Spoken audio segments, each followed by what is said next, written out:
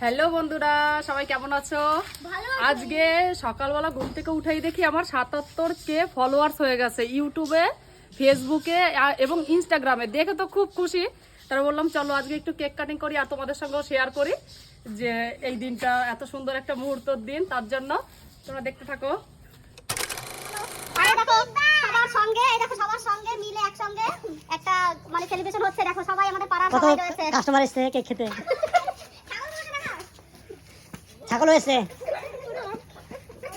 দেখো আজকে মানে এই দেখো সবার সঙ্গে এই সেলিব্রেশনটা করছি। দেখাও সবাইকে একটু, কত লোক এসছে দেখো। এই যে দাও, ভালো করে দাও।